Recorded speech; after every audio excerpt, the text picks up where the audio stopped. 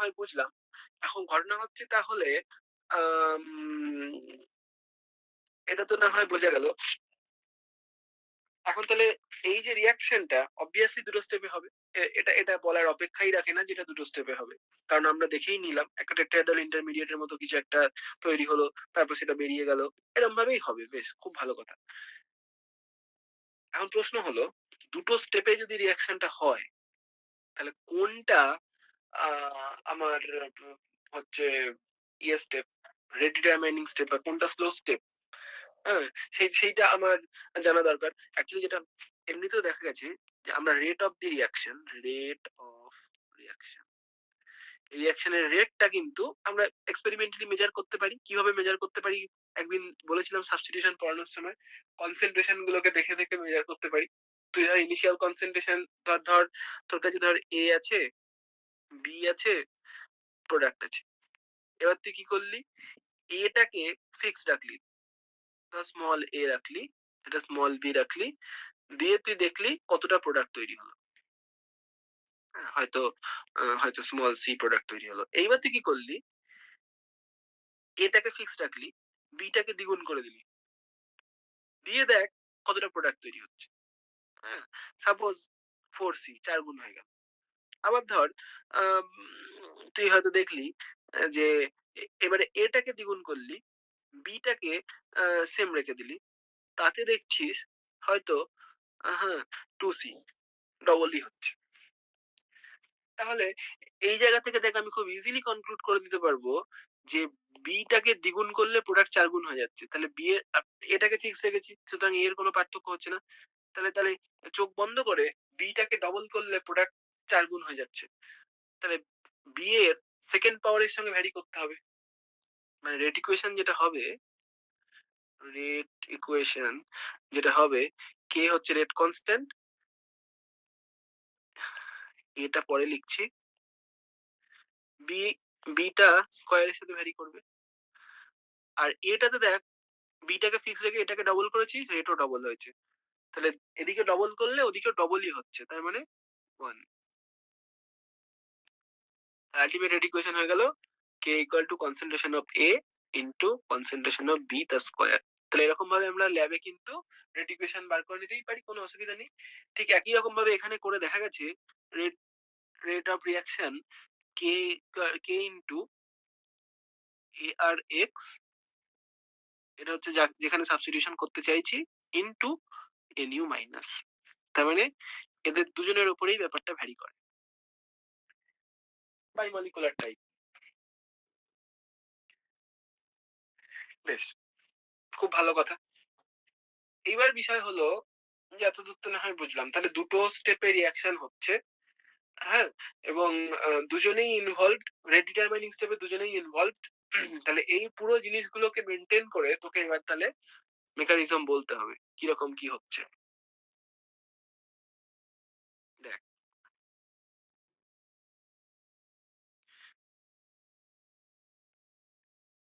এখানে ধর এক্স আছে, NO2, আমি একটা NO2 দিয়েই করছি শুধু একটা ইলেকট্রন। তাহলে ইলেকট্রন উইথড্রয়িং গ্রুপ কিন্তু মাস্ট। রিং এ যদি ইলেকট্রন উইথড্রয়িং গ্রুপ না থাকে সেখানে কিন্তু অ্যারোমেটিক নিউক্লিওফিলিক সাবস্টিটিউশন হবে না, হওয়ার কথা নয়। এটা যেন সবসময় মাথায় থাকে। সেজন্য আমি বাধ্য হয়ে NO2টা দিলাম। তাহলে এখানে যখন এটাকে একটু ঘোরাতে হবে, তাছাড়া কোনো উপায় নেই।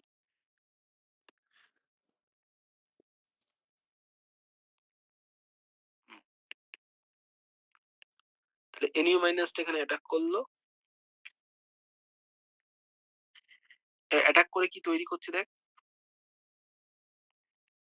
X NU double bond N ও মাইনাস এনটা প্লাস। দাদা আপনি কি বললে বাধ্য হয়ে NO2টা দিলাম, আরেকবার বলো। NO2টা বাধ্য হয়ে দিলাম, এটা বললাম যে ইলেকট্রন উইথড্রয়িং গ্রুপ না থাকলে সেটা কখনোই রিঅ্যাকশন করবে না, অ্যারোমেটিক নিউক্লিওফিলিক সাবস্টিটিউশন সে করবে না। সেজন্য অ্যারোমেটিক নিউক্লিওফিলিক সাবস্টিটিউশন যেহেতু আমি দেখাচ্ছি সেজন্য বাধ্য হয়ে আমি NO2টা রাখলাম। এটাই আর কি। NO2টার কাজ হচ্ছে জাস্ট SN2টা মানে সাবস্টিটিউশনটা করতে দেওয়া। যাই হোক, তাহলে নিউক্লিওফাইলটা অ্যাপ্রোচ করলো এক্স এ, যেমন করে আমরা প্রিন্সিপাল অফ ভিনাইলজি অনুযায়ী দেখছিলাম সেই জিনিসটা দেখাচ্ছি আর কি। জাস্ট এখানে অ্যাপ্রোচ করলো। এইবার এটা এটা অ্যাডিশন হয়ে গেল। এরপরে এলিমিনেশনটা হবে। এরপরে এলিমিনেশনটা আমার হবে। তাহলে এইখানটায় যে জিনিসটা হবে দেখ, নিউক্লিওফাইলটা যখন এসে গেল, এই জায়গাটা কি হবে এবার? ঠিক আছে, ওটা কি হবে আমি পরে আসছি।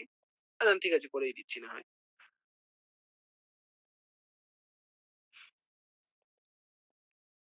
এই ধর এখানে গেল, এটা এখানে গেল, এটাকে বের করে নিল।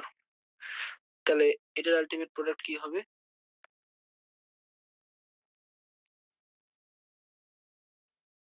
Double bond NU, N double bond O, single bond O minus, এটা প্লাস, এটা প্লাস X মাইনাস। এবার দেখ প্রথম স্টেপটা, অ্যাডিশনের স্টেপটা। তা দেখ অ্যাডিশনের স্টেপটাতে কি হয়েছে দেখতো, অ্যারোমেটিসিটিটা ভেঙেছে।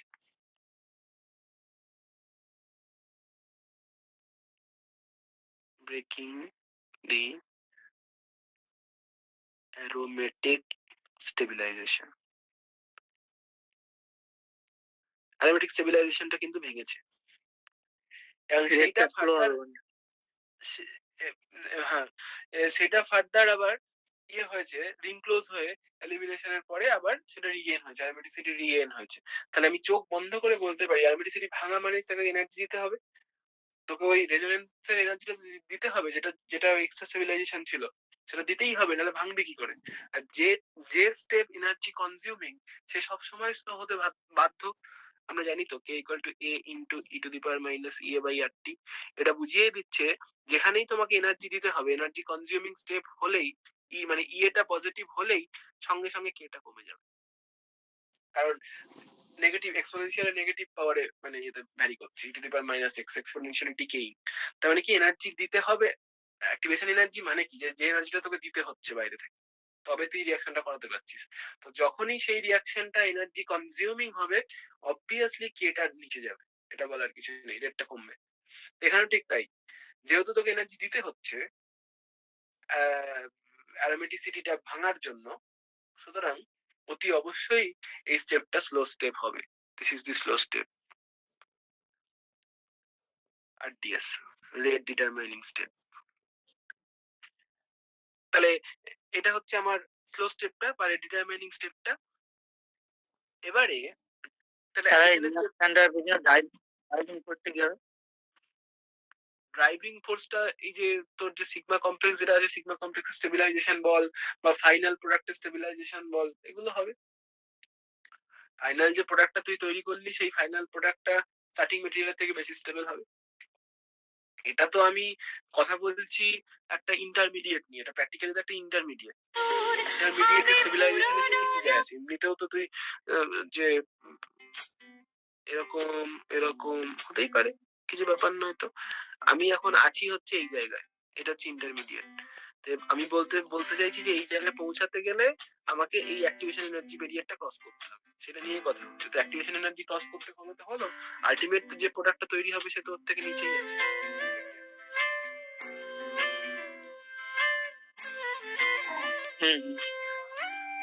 তো যাই হোক, এখন যেটা বলছিলাম যে তাহলে যেটা ব্যাপার দাঁড়ালো যে তাহলে প্রথম স্টেপটা, দুটো স্টেপের রিঅ্যাকশন হচ্ছে, তার মধ্যে ফার্স্ট স্টেপটা হচ্ছে রেট ডিটারমাইনিং স্টেপ বা স্লো স্টেপ। সখী তোরা প্রেম করিও না, পিরিতে বালা না, সখী তোরা প্রেম করিও না। হলো রেট ডিটারমাইনিং স্টেপ, ঠিক আছে। দ্বিতীয় কথা হলো যে ফার্স্ট স্টেপের রেট ডিটারমাইনিং স্টেপের থেকেও বড় বিষয় হলো যে কি বলে কজন আছে দেখেন এখানে, দেখ এই গোটা গ্রুপটা এআর এক্স যেটাকে দিলাম, দিস ইজ এআর এক্স এবং দিস ইজ নিউক্লিওফাইল। তার মানে রেট ডিটারমাইনিং স্টেপে কিন্তু দুজনেই ইনভলভড, সেই দুজনেই তো আসবে ইয়েতে, রেট অফ দ্য রিঅ্যাকশন সেই দুজনেই তো আসবে, দুজনেই এসছে, ঠিকই আছে। ARX আর NU মাইনাস দুজনেই আসছে, এবং এটা যেহেতু অ্যারোমেটিসিটি ভাঙছে সেজন্য এটা স্লো স্টেপ। এইবার বিষয় হচ্ছে, ভালো করে মনে করে দেখ, আমি আগেও বলেছিলাম যে গোটা রিয়াকশনের সমস্ত কিছু যাবতীয় কিছু ডিপেন্ড করবে রেট ডিটারমাইনিং স্টেপের ক্যারেক্টারিস্টিক্স এর উপর। রেট ডিটারমাইনিং স্টেপটা কিভাবে ভ্যারি করছে সেইটার উপর। এখানে দেখ যেটা বোঝা গেল বিষয়টা, এই যে গোটা রিয়াকশনটা প্র্যাকটিক্যালি এই এক্সটা কি, this x is living group, this is living group. তাহলে এই এক্সটা বেরিয়ে যাচ্ছে যে স্টেপ, এলিমিনেশন স্টেপ, সেটা কিন্তু first, this is first step. কেন? কারণ অ্যারোমেটিসিটি রিগেইন করছে ও। এটা কিন্তু ফার্স্ট স্টেপ। তাহলে এটা যদি ফার্স্ট স্টেপ হয়, তাহলে লিভিং গ্রুপটাকে তুই যদি ভ্যারি করাস, রিয়াকশনটার কোনোই চেঞ্জ হবে না। বুঝে দেখ বিষয়টা, মানে আমি বলতে চাইছি, ধরে নে তুই carbon carbon bromine C CM C BR C I. ঘটনা হচ্ছে এখানে তুই ইজিলি বলতে পারবি সিআই এর বন্ডটা ভাঙা সহজ, কিন্তু ঘটনা হচ্ছে সেইটা ভাঙা স্টেপটা এমনিই ফার্স্ট। ওখানে তুই ফ্লোরিন দিচ্ছিস না ক্লোরিন দিচ্ছিস না ব্রোমিন দিচ্ছিস না আয়োডিন দিচ্ছিস, তার সঙ্গে ওটা কিন্তু নির্ভর করবে না। কিন্তু স্লো স্টেপ কোনটা? অ্যাটাকিং এর স্টেপটা, নিউক্লিওফাইল অ্যাটাক করছে যে স্টেপটা, that is the slow step. সুতরাং যে যে ঘটনাগুলো নিউক্লিওফাইলের অ্যাটাককে ফেভারেবল করতে পারবে, তারা কিন্তু রিয়াকশনের রেটে বড় সড় প্রভাব ফেলবে। লিভিং গ্রুপের এবিলিটিকে কেউ পাত্তাই দেবে না। যদি দেখা গেল একটা হয়তো ভালো লিভিং গ্রুপ লাগালি, এমনটা ভাবার কোনো কারণ নেই যে সে ভালো বেরিয়ে যেতে পারবে, এটা ভাবার কোনো কারণ নেই। তাহলে কখন রিয়াকশনটা ফাস্টার হবে? যখন ফাস্টার রেটে অ্যাটাক করবে। এটা বোঝা গেল? কত ফাস্ট সে বেরোচ্ছে তার সাথে কিচ্ছু যায় আসে না। তার একটা জলজান্ত প্রমাণ দেব একটু পরেই, মানে এখনই প্রমাণ দেব, এবং সেই প্রমাণটা থেকেই কোশ্চেন আসে, মানে বহুবার কোশ্চেন এসেছে। এটা একটা ভেরি ইম্পর্টেন্ট কোশ্চেন। কোথায় গেল কোশ্চেনটা? দেখতে পাচ্ছি না। হ্যাঁ, এটা পেয়েছি। তার একটা খুবই দারুণ প্রমাণ, সেটা হলো ধরে নে তোর কাছে এইরকম কোন একটা কম্পাউন্ড আছে,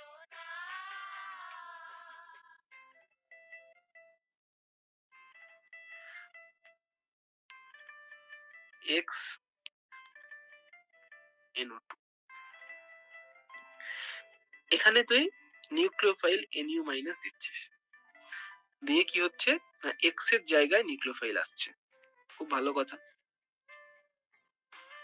এক্স এর জায়গায় নিউক্লিওফাইল আসছে। এবার আমি কি করেছি, এক্সটাকে না ভ্যারি করিয়েছি। এক্সটাকে আমি প্রথমে ফ্লোরিন ক্লোরিন ব্রোমিন আয়োডিন করেছি। এবারে এবারে আমি নিউক্লিওফাইলটাকে NU মাইনাস, এখানে আমি NU মাইনাসটা ভ্যারি করাচ্ছি। NU মাইনাসটা ধরে নে ফর দ্য টাইম বিং আমি MeO মাইনাস মিথক্সাইড আয়ন দিয়ে করছি, যা খুশি দিতে পারিস। মিথক্সাইডটা আমি কেন দিলাম? কারণ আমি রেট গুলো লিখবো। এবার আমি রিলেটিভ রেট কম্পেয়ার করছি। কিরকম? যদি আয়োডিনটাকে আমি 1 করে নিই, মানে কত রেট আমি জানি না, ধরে নিলাম ওটা 1, তাহলে ওর রেসপেক্টে ব্রোমিনে তোর হিসাব কি বলছে দেখ। ব্রোমিনের রেট বাড়া উচিত না কমা উচিত? কেন?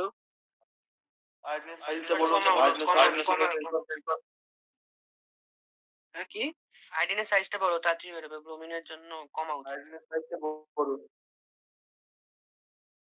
নিউক্লিওফাইলের সঙ্গে ওটা রিপালশন থাকবে, তাহলে কমা উচিত। বাকিরা কি বলছে? কমা উচিত। কমা উচিত। কিন্তু এটা অদ্ভুত ভাবে তারপর একটা 3, তারপর একটা 1300। এবার বল কি হলো এটা?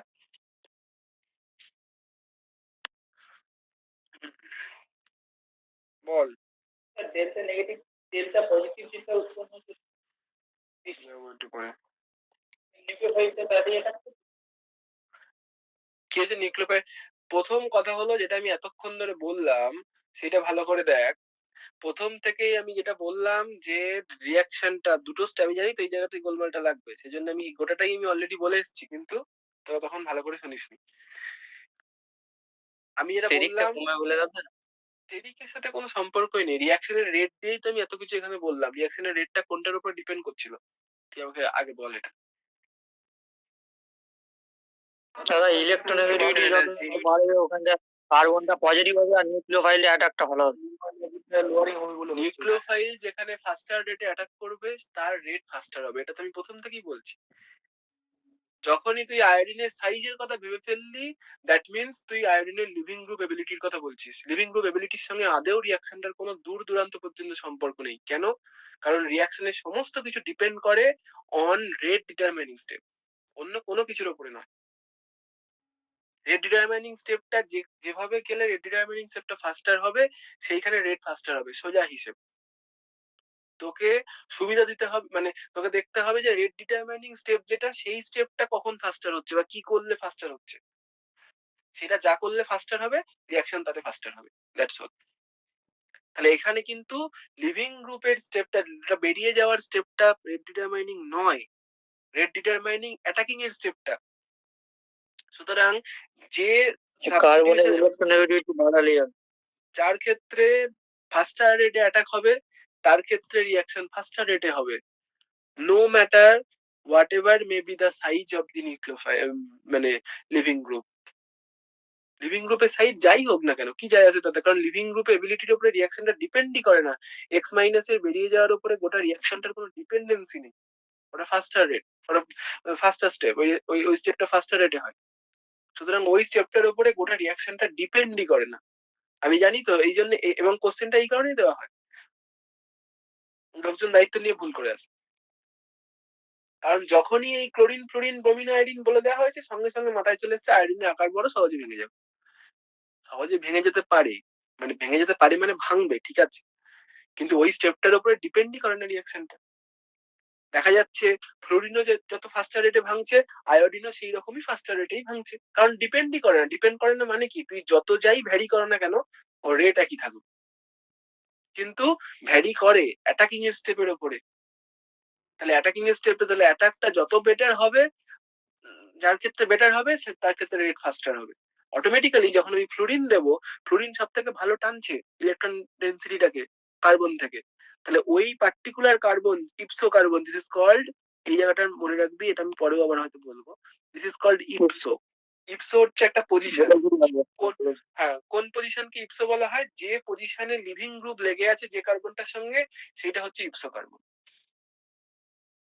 এবার যদি ইপসোর পাশে কোনো কার্বন, মানে যে কার্বনে লিভিং গ্রুপ লেগে আছে তার পাশের কার্বন, তাকে কি বলা হবে?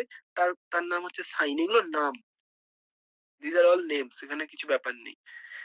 Sign, CINE। আর তার পাশের পজিশন ছাড়া অন্য যে কোনো পজিশন আদার দেন তার পাশের পজিশন আর কি, তাকে বলা হয় টেলে, TALE, পরে আমরা দেখবো। তো তাহলে যাই হোক, তো তাহলে বিষয় যেটা দাঁড়ালো, যেটা হচ্ছে ইপসো কার্বনটা, এই যে ইপসো কার্বনের অ্যাটাকটা যার ক্ষেত্রে ফাস্টার রেটে হবে, ওভারঅল রিয়াকশনটা তার ক্ষেত্রে ফাস্টার রেটেই হবে। তাহলে ফ্লোরিন, এদের মধ্যে যতগুলো হ্যালোজেন আছে তাদের মধ্যে ফ্লোরিন সব থেকে বেশি টানছে ইলেকট্রন ডেন্সিটিটা নিজের দিকে, ফলে কার্বনটা সব থেকে বেশি ডেল্টা পজিটিভ হয়েছে ইন কেস অফ ফ্লোরিন। অর্থাৎ নিউক্লিওফাইলটা সব থেকে স্বাচ্ছন্দ্য বোধ করবে অ্যাটাক করতে যখন এক্সট্রা ফ্লোরিন। যেহেতু অ্যাটাকিং স্টেপটাই হচ্ছে রেট ডিটারমাইনিং স্টেপ, সুতরাং ফ্লোরিনের ক্ষেত্রে রিয়াকশনটা সব থেকে ফাস্টার রেটে হবে। যদিও ফ্লোরিনের বেরিয়ে যাওয়ার ঘটনাটা যদি দেখা হয় সেটা স্লোয়ার হতে পারে, কিন্তু ওটার উপরে ডিপেন্ডই করে না। অ্যাকচুয়ালি যেটা ঘটনা হয় সেটা হচ্ছে বেরিয়ে যাওয়াটা সবার একই রেটে হয়, ফ্লোরিন ক্লোরিন ব্রোমিন আয়োডিন সব একই রেটে বেরোবে, কিন্তু অ্যাটাকিংটা ফ্লোরিনের ক্ষেত্রে বেটার হবে। এইটা হচ্ছে মেন কথা। Due to high electronegativity, ipso carbon becomes most electrophilic in case of fluorine. So Nu minus will attack at a faster rate when x equal to F minus, as the first step, as the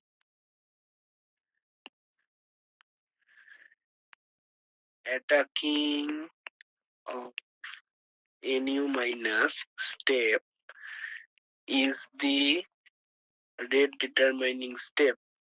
So rate of overall reaction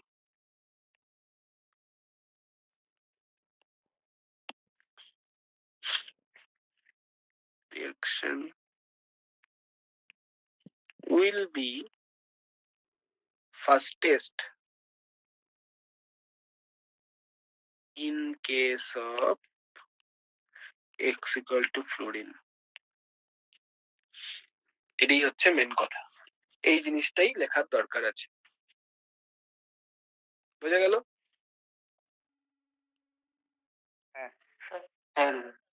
হ্যাঁ, তো এই হচ্ছে বিষয়, এটা হচ্ছে মজার জিনিস, যেটা কিন্তু প্র্যাকটিক্যালি অবজারভেবল, এটা অবজার্ভ করা হয়েছে, অবজার্ভ করা যায়। বেশ, খুব ভালো কথা।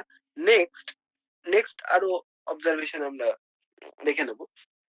সেটা হচ্ছে যে এবার এইটা যে ঘটছে, এটা যে ঘটছে তার সব থেকে বড় প্রমাণ হচ্ছে যে ধরে নে আমি কি করলাম, ধর আমি হচ্ছে গিয়ে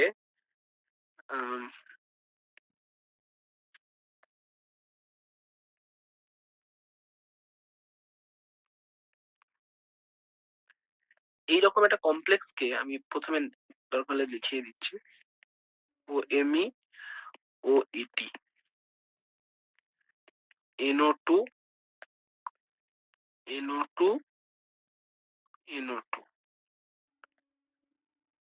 পুরো এখানে নেগেটিভ চার্জ।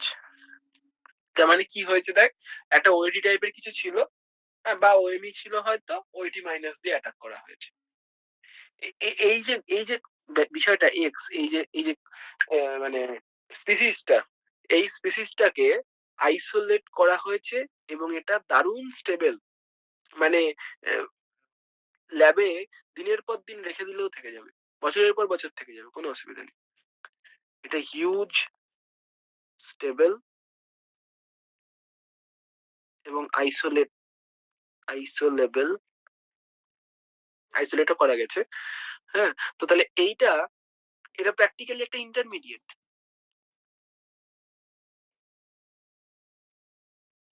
এটাই তো ওই ইন্টারমিডিয়েটটা যখন নিউক্লিওফাইলটা অ্যাটাক করার পরে, আফটার অ্যাটাকিং অফ নিউক্লিওফাইলটা অ্যাটাক করে দেওয়ার পরে যেটা তৈরি হয়, সেটাই তো এটা। তো এইটা অ্যাকচুয়ালি প্রথম দেখিয়েছিল দুটো বিজ্ঞানী, যে এরকম ভাবে এইরকম একটা কম্পাউন্ড আইসোলেট করা যাচ্ছে, জ্যাকসন এবং মেইজেনহাইমার বলে। তো এদের নাম অনুসারে এই যে ইন্টারমিডিয়েটটা বা এই যে নেগেটিভলি চার্জ স্পিসিসটা, এটার নাম দেওয়া হয়েছে মেইজেনহাইমার কমপ্লেক্স, জ্যাকসন মেইজেনহাইমার কমপ্লেক্স। তো এই মেইজেনহাইমার কমপ্লেক্স আইসো লেভেলটা কি বললো ওখানটা শুনতে পেলাম। আইসো লেভেল মানে এইটা এইরকম অবস্থাতে এই কার্বন আয়ন স্টেজেই হিউজ স্টেবল, এবং এতটাই স্টেবল যে ওটাকে ল্যাবের মধ্যে দিনের পর দিন তুই রেখে দিতে পারিস, মানে এটা রিয়াকশন করে না, ওটাকে আইসোলেট করে রেখে দেওয়া যায়। মানে ওটা তুই ফিজিক্যালি চোখের সামনে দেখতে পাবি, হাতে নিতে পারবি, কিছুই হবে না, রিয়াকশন হবে না, কিচ্ছু হবে না। তো তাহলে এইটা এতটা স্টেবল যখন, এটা যে তৈরি হচ্ছে, এটা তো কনফার্ম। তো তাহলে এটাই তো আমার আবার অ্যারোমেটিক নিউক্লিওফিলিক সাবস্টিটিউশন, যে অ্যাডিশন এলিমিনেশন যে মেকানিজম, সেই অ্যাডিশন এলিমিনেশন মেকানিজমের ইন্টারমিডিয়েটও তো এটাই। সুতরাং ইন্টারমিডিয়েটটা তুই আইসোলেট করতে পারলি মানে এটা একটা ইনডাইরেক্ট বলবো না, ডাইরেক্ট কনফার্মেশন যে রিয়াকশনটা ওই মেথডেই যাচ্ছে, তবেই তো তুই আইসোলেট করতে পেরেছিস। যে তুই একটা প্রবাবল মেকানিজম বললি, সেইটার করসপন্ডিং ইন্টারমিডিয়েটটা তুই আইসোলেট করলি, তাহলে তো বলে দেওয়াই হয়ে গেল যে আমি যেটা বলছিলাম সেটা ঠিক আছে। এটা হচ্ছে ঘটনা। বোঝা গেল কিনা? হ্যাঁ। দ্বিতীয়ত ধরে নে আরো একটা আমি হচ্ছে ইয়ে দেখাচ্ছি। হ্যাঁ, কি আছে বল? এইটা ধর একটা কম্পাউন্ড, দাদা বলছি হ্যাঁ, তো সেখানে হচ্ছে কি সাড়ে 8টা বেজে গেছে, তাই তো? অ্যাকচুয়ালি বলছি, এটা লিখে নি। বুঝেছি, এটা লিখে নি বলছি। NO2 NO2 NO2। এখন ঘটনা হচ্ছে এটা আচ্ছা, এখানে একটা N এর সাথে একটা মিথাইল আছে, NMe। বেশ, এবার এইখানে বিষয় যেটা হয়, এই যে কমপ্লেক্সটা, এই মানে এই যে কম্পাউন্ডটা আর কি, এই কম্পাউন্ডটাকে MEO মাইনাস দিয়ে ট্রিট করা হয়েছে, মিথক্সাইড OMe মাইনাস দিয়ে ট্রিট করা হয়েছে। কারণ এই OMe মাইনাস দিয়ে ট্রিট করাতে যেটা পাওয়া গেছে, যেটা আইসোলেট করা হয়েছে, এই আইসোলেটেড জিনিসটা হলো এরকম দেখতে। এবার তুই বলবি আইসোলেটেড জিনিসটা দেখা গেল কি করে? সেইটা দেখা যাওয়ার রাস্তা হচ্ছে স্পেকট্রোস্কোপি, আমরা 4th সেমিস্টারে সেটা পড়বো।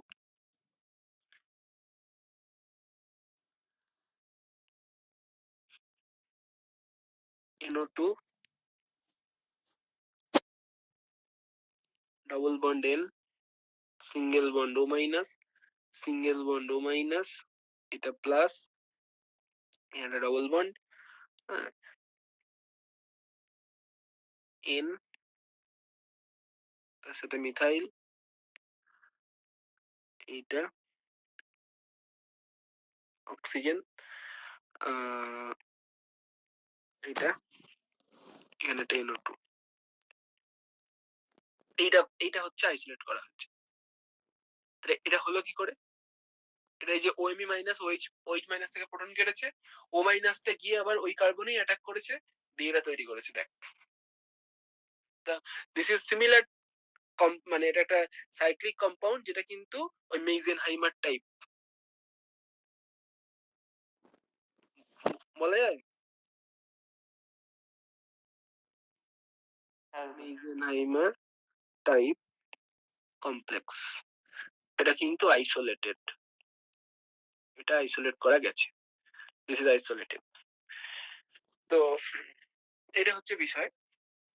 তাহলে এইগুলো হচ্ছে কি ডাইরেক্ট, আমি এইগুলো থেকে ডাইরেক্ট বলে দিতে পারি যে না, তাহলে আমি যে মেকানিস্টিক ওয়েটা বা মেকানিস্টিক পাথওয়েটা বললাম, এটা কাজ করছে, রিয়াকশনটা এইভাবেই যাচ্ছে।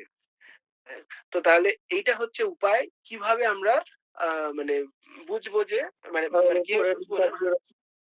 হ্যাঁ, কি হয়েছে? উপরের রিংটা, কিটা? উপরের রিংটা?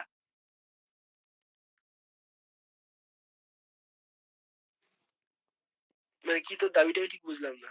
উপরের রিংটা কি লিখেছি? আমি ঠিক বুঝতে পারলাম না। ঠিক আছে। দেখা যাচ্ছে না নাকি? এই উপরে দেখতে পাচ্ছ না? এবার দেখতে বাকিটা দেখতে পাচ্ছিস না?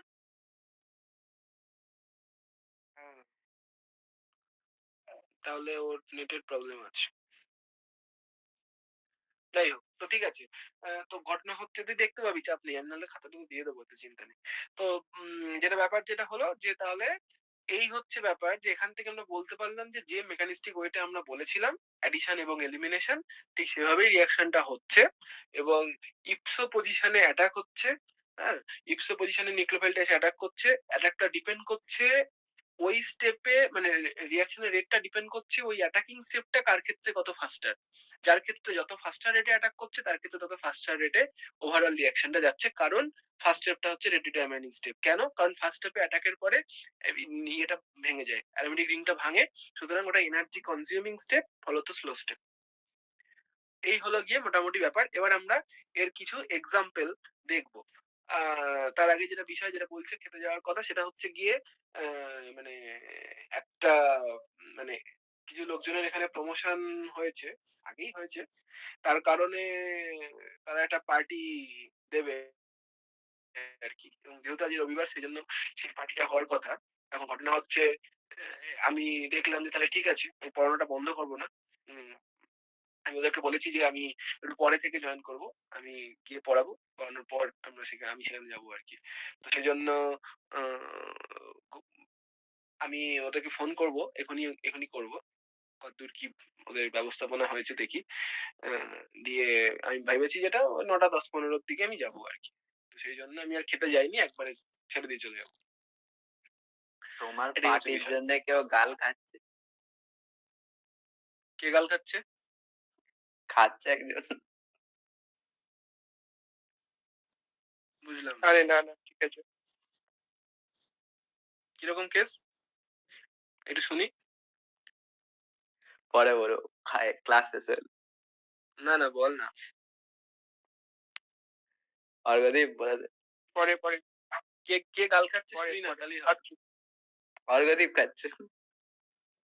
ও মানে ওর কোথাও যাওয়া ছিল, দিয়ে সেটা বন্ধ হয়ে গেছে আমি পড়াবো বলে। ওরকমই। না না এ আর নতুন কি? না দেখ, তোরা যদি রাতে পড়তে চাস আমি রাতে পড়াতেই পারি। আমাদের পার্টি কতক্ষণ আর চলবে? বড় জোর 1-1.5 ঘন্টা, মানে পার্টি অলরেডি চলছে। আমি যাওয়ার পর হয়তো কতক্ষণ আর চলবে? বড় জোর 1 ঘন্টা। তুই যদি মনে করিস তারপর পড়তে পারিস, আমি পড়িয়ে দেবো, আমার পড়া আছে, রেডি আছে। না তো সেরকম নয়, তুমি পড়াও। সেই তো যাই হোক, এই হচ্ছে গিয়ে বিষয়টা। তো এবার আমরা যেগুলো দেখবো, এক্সাম্পল দেখবো। এক্সাম্পল দেখার আগে আমি একটুখানি খানিকটাকে ফোন করে নিই। বেশ, এটা একটা মেকানিজম। নেক্সট ওয়েটা হচ্ছে কিরকম, আমি আগে জাস্ট ডাইরেক্ট মেকানিজমে চলে যাও।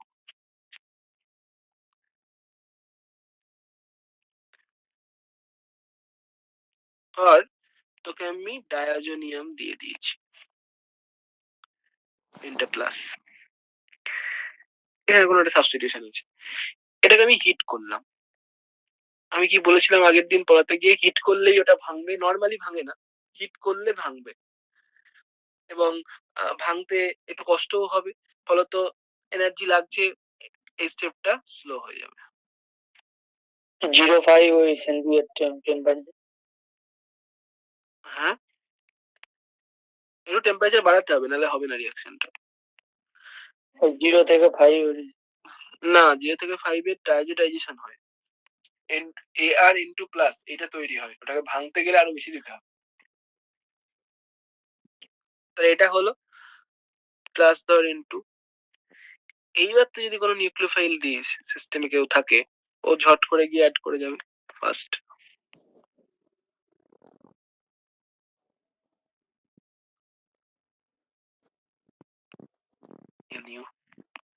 তাহলে এটা একটা মেকানিজম হলো, অনেকটা SN1 এর মতো। এটা একটা ওয়ে।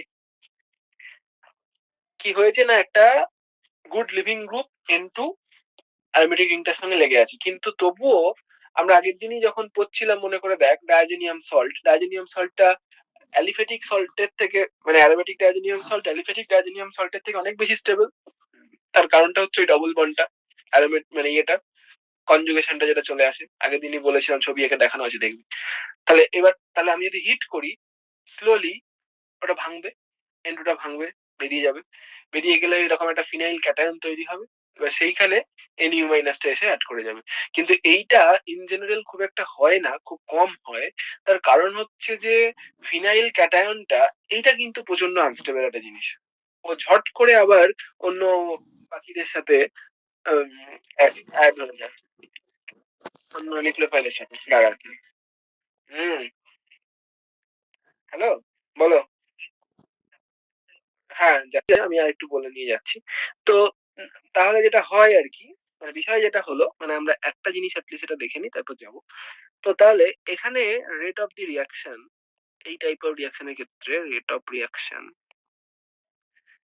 সেটা ধরো রেট কনস্ট্যান্ট কে ইন্টু AR ইন্টু প্লাস। মানে দেখ যে এবং এবং মেকানিজমের সঙ্গে সেটা অবশ্যই জাস্টিফাইডও দেখাই যাচ্ছে। প্রথম স্টেপটাই স্লো স্টেপ, ওটাতেই হিট দিয়ে তোকে বার করতে হয়েছে। তাহলে রেড ডিটারমাইনিং স্টেপেতে একটাই মাত্র মলিকুল ছিল, সেটা হচ্ছে এআর ইন্টু প্লাস, সেই আছে, কোনো অসুবিধা কিছু নেই। বেশ, দ্বিতীয় জিনিস হচ্ছে, এইবার দেখ এই মেকানিজমটা যে সত্যি হয়েছে তার একটা প্রমাণ দেখ। তার একটা সব থেকে ভালো প্রমাণ, এন ট্রিপল বন্ড এন, এনটা প্লাস কি করা হয়েছে, জেনে বুঝে ওই দূরের এনটাকে 15, N15 হচ্ছে রেডিও অ্যাক্টিভ, মানে ওখান থেকে বিভিন্ন রে বেরোয়, সেগুলোকে ধরা যাবে। এবার দেখ যেহেতু প্রথমের স্টেপটা এনার্জি কনজিউমিং এবং দেখাই যাচ্ছে স্লো স্টেপ, ওটা রিভার্সেবল হয়েছে, মানে প্রোডাক্টে অনেকটা টাইম পেয়ে গেছে। স্লো মানে টাইম পেয়েছে, মানে ও ঝট করে আবার পেছনে গেল একবার, সেই টাইমটার কাছে আছে। যদি ফার্স্ট হতো তাহলে ওকে সামনের দিকে যেতেই হতো, উপায় ছিল না। এবার ব্যাপারটা হচ্ছে কি, আমি বললাম ফিনাইল ক্যাটায়ন যেটা তৈরি হচ্ছে সেটা এক্সট্রিমলি আনস্টেবল, কারণ একটা ক্যাটায়ন তৈরি হচ্ছে sp2 সেন্টারে, যেটা মোটেই ভালো ব্যাপার নয়। এবং এখানে তৈরি হয়ে আছে একটা N2, একটা N যেখানে 15। এখানটা কি হয়, এইখানটায় আবার ফার্দার এই যে নাইট্রোজেন যে লোন পেয়ার আছে ওটা দিয়ে এখানে অ্যাড করে যায়। অ্যাড করে যাওয়ার একটাই কারণ, সেটা হচ্ছে যে ফিনাইল রিংটা, ফিনাইল প্লাসটা ক্যাটায়ন হিসেবে ভীষণ আনস্টেবল,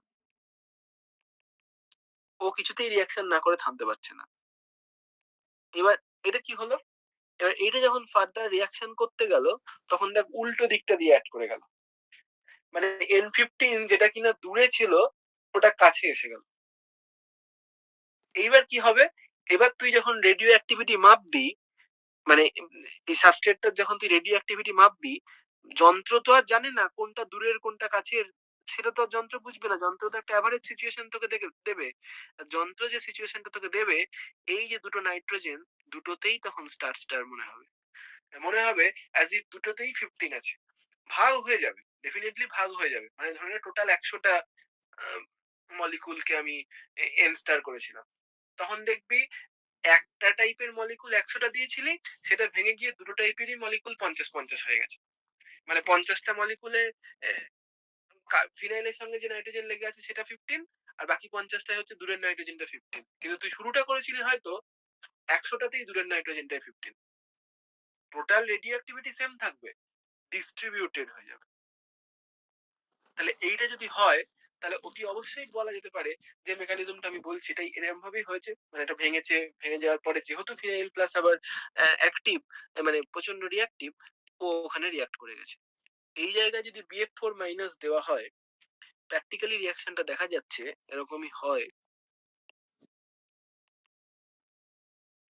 এখানটা ক্লোরিন চলে আসে, F মাইনাসটা ওখানে এসে গেল, আর কিছু না। N ট্রিপল বন্ড N, এটা 15 প্লাস BF3। তাহলে এই যে রিয়াকশনটা, এইগুলোই প্রোডাক্ট হিসেবে পাওয়া যাচ্ছে। তাহলে এইগুলো যে প্রোডাক্ট হিসেবে পাওয়া যাচ্ছে, এখান থেকে আমি খুব ক্লিয়ারলি বলতেই পারি যে আচ্ছা, তার মানে যে রিয়াকশন মেকানিজমটা আমি বলছি সেটা ঘটেছে। এবং এই যে আইসোটোপ স্টাডিজ, যে দুটো দুটো নাইট্রোজেনেই এটা পাওয়া যাচ্ছে, রেডিও অ্যাক্টিভিটিটা পাওয়া যাচ্ছে, সেখান থেকেও আমি বলতেই পারি যে প্রথমে তাহলে এইভাবে যে SN1 type of reaction mechanism যেটা আমি ভাবছি, যে লিভিং গ্রুপটা বেরিয়ে গিয়ে কার্বোক্যাটায়ন তৈরি হয়ে সেই কার্বোক্যাটায়ন এটা ফার্দার রিয়াক্ট করছে, সেটাও ঠিক আছে। তো এইটা হচ্ছে আরেকটা টাইপ অফ মেকানিজম। এবং সেই মেকানিজমের রেসপেক্টে ঘটনা হচ্ছে কি, তাহলে দেখ এখানে যে লিভিং গ্রুপটা যে বেরিয়ে যাচ্ছে, সেই লিভিং গ্রুপের ওপরে রিয়াকশনটা প্র্যাকটিক্যালি ডিপেন্ডই করছে না। দেখ মানে ঘটনাটা হচ্ছে কি, গোটাটাই রেট ইকুয়েশনে কেবলমাত্র ওই একটাই এটা রয়েছে। তো তাহলে মানে কার্বোক্যাটায়নটা তো জেনারেট হবেই, লিভিং গ্রুপ যাই থাকুক না কেন, এটা হচ্ছে মেন কথা। তো সুতরাং লিভিং গ্রুপের এবিলিটির উপরে এখানে খুব বেশি কিছু ব্যাপারটা এটা ডিপেন্ড করে না। যাই হোক না কেন, তোর কার্বোক্যাটায়ন জেনারেশন হবেই, এটা হচ্ছে ব্যাপার। এবং এক্ষেত্রে আরো ভালোভাবে এটা বলাই ভালো যে বিষয়টা যেটা দেখা গেছে যে সব জায়গাতেই এই ধরনের রিয়াকশন গুলো দেখায় কিন্তু এই একটাই কম্পাউন্ড, সেটা হচ্ছে এটা। সুতরাং এখানে ওই কম্পারিজনটাও আসার খুব একটা জায়গা নেই যে অন্য অন্য লিভিং গ্রুপ থাকলে কি হতো, এই জিনিসটাই আসবে না। এটা একদম স্পেসিফিক্যালি এই রিয়েজেন্টটাই দেখাবে, এটা প্লাস এক্স মাইনাস, মানে যে ডায়াজোনিয়াম সল্টের ক্ষেত্রে এই টাইপ অফ মেকানিজমটা কাজ করে। তো এখানে ওই অন্য গুলো দিলে কি হতো, অ্যাকচুয়ালি এই প্রশ্নটাই এরা কেউ করেনি। ঘটনা হচ্ছে এরকম, মানে বাকি বাকি রিয়েজেন্ট গুলো এখানে কাজ করে না, এখানে রিয়াকশন দেখায় না। তো এটা হচ্ছে অ্যানাদার টাইপ অফ নিয়ে দেখ, এখানেও কিন্তু সেই একটা করে আলটিমেটলি আমি একটা নিউক্লিওফাইল দিয়ে নিউক্লিওফাইলকে কিন্তু সাবস্টিটিউট করে দিতে পারলাম। এবার এই যে ডায়াজোনিয়াম সল্ট যে আমি তৈরি করেছি, তার মানে তুই ভাব না, ডায়াজোনিয়াম সল্ট যে তৈরি করেছিস তার মানে কি ছিল, ধরে নে তোর NO2 ছিল, হ্যাঁ, সেটাকে তুই NH2 করলি, পিএইচ NH2 করলি, হতেই পারে রিডাকশন করে, সেটাকে ডায়োটাইজ করে PHN2+ করলি, এটা করলি, সেইটাকে এবার কোন একটা সাবস্টিটিউশন, অ্যারোমেটিক নিউক্লিওফিলিক সাবস্টিটিউশন, এই যে এরকম করে SN1 এর মতন করে PHF কিছু একটা করে দিলি, BF4 মাইনাস দিলেই PHF হয়ে যাবে। তাহলে ব্যাপারটা কিরকম হলো, এই যে NO2 ছিল সেই NO2 বেরিয়ে গেল এবং একটা নিউক্লিওফাইল ঢুকে গেল। তো এটাও আমি বলতেই পারি যে সাবস্টিটিউশন নিউক্লিওফিলিক অ্যারোমেটিক। তো এটাই হচ্ছে ব্যাপার, এটা হচ্ছে সাবস্টিটিউশন নিউক্লিওফিলিক অ্যারোমেটিকের একটা অন্য মেথড, আরেকটা টাইপ অফ মেকানিজম, এটা থ্রু দিয়েও রিঅ্যাকশন হতে পারে। তো এটার এক্সাম্পল গুলো আমরা পরের দিন আলোচনা করব। পরের দিন মানে কালকে, কালকে হচ্ছে কি বার, সোমবার। সোমবার রাতে তো আমাদের এমনি পড়া থাকে, তো সোমবার দিন কালকে আমরা 7টা থেকেই বসবো এবং এগুলো আলোচনা করব। ঠিক আছে কিনা?